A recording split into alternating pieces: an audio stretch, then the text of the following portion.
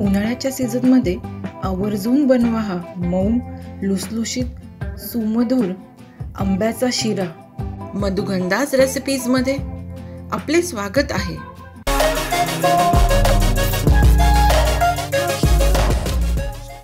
यासाठी एका पॅनमध्ये आपण 1 कप रवा घेतोय। जो आपण उपम्याला रवा वापरतो ना, जाड रवा, तोच या शिरासाठी वापरायचा। आणि ह्याला आपण आता ड्राय रोस्ट करून घेऊया। साधारण 5 ते 7 मिनिटं लागतील ह्याला ड्राय रोस्ट करायला। हलक्या गोल्डन रंगावरती आपल्याला ड्राय रोस्ट करून घ्यायचा आहे। ड्राय रोस्ट झाला की ह्यात आता आपण तूप टाकूया।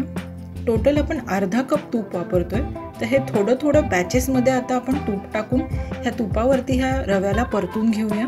छान सुगंध येऊस तोपर्यंत आपल्याला परतायचं आहे। आणि हो, तुम्ही जर आमच्या चॅनलवरती पहिल्यांदा आले असाल तर या चॅनलला नक्की सबस्क्राईब करा।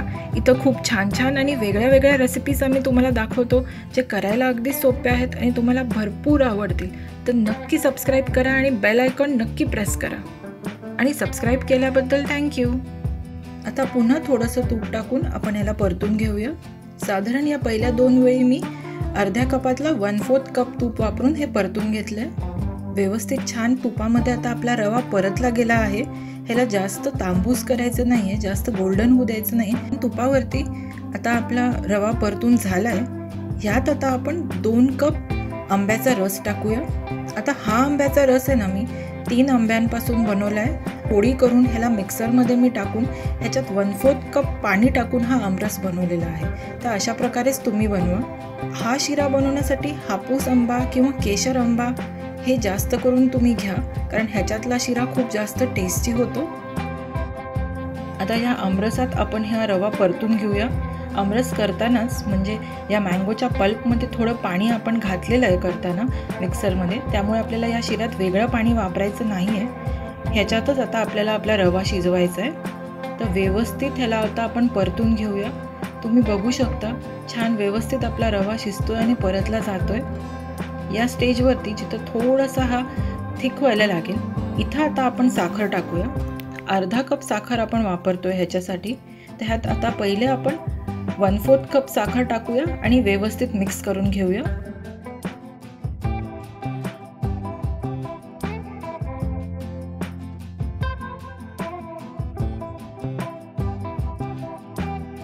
आणि पुन्हा 1/4 कप साखर टाकूया आणि 1/4 टीस्पून इलायची पावडर आणि हे सगळं छान व्यवस्थित मिक्स करून घेऊया।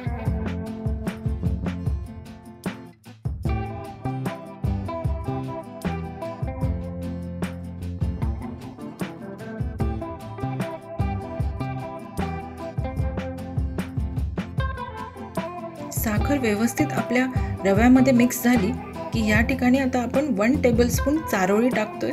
ड्रायफ्रूट्स आपण नंतर गार्निशिंगला वापरूया, पण चारोळी जेव्हा आपण शिरा करताना टाकतो ह्याची एक खूप छान चव येते या शिऱ्याला, म्हणून आपण चारोळी इथं वापरतोय। आणि ही छान आपल्या तुपात परतलीही जाईल, त्यामुळे इथं आपण टाकतोय। आता या स्टेजवरती आपण 2 टेबलस्पून तूप आणखीन टाकून हा शिरा आपला परतून घेऊया।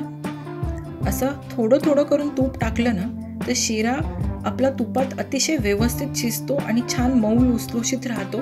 त्यामुळे तूप नेहमी बॅचेसमध्येच टाका। खूपच सुरेख रंग आलेला आहे आपल्या शिऱ्याला आणि तितकीच छान चव। नक्की ट्राय करा ही रेसिपी तुम्ही। आता शेवटी पुन्हा 2 टेबलस्पून तूप टाकूया आणि व्यवस्थित छान परतून घेऊया। मस्त खूपच छान सुगंध सुटलेला आहे शिरा करतानाच। आणि आता ह्यावर झाकण लावून साधारण 3 मिनिटं आपण ह्याला एक वाफ काढून घेऊया। 3 मिनिटं झालेत, आपण चेक करूया। वा, किती छान मऊ लुसलुशीत शिरा दिसतोय, तुम्ही बघू शकता। मस्त शिजलेला आहे, खूप छान झालेला आहे। लगेच गरमागरम खायला देऊया आपल्या घरच्यांना आणि सगळ्यांना। आंब्याच्या सीझनमध्ये हा गोडाचा पदार्थ जसा आपण आमरस बनवतो तसं नक्की आंबा शिरा तुम्ही ट्राय करा आणि मला कळवा कशी झाली ही रेसिपी।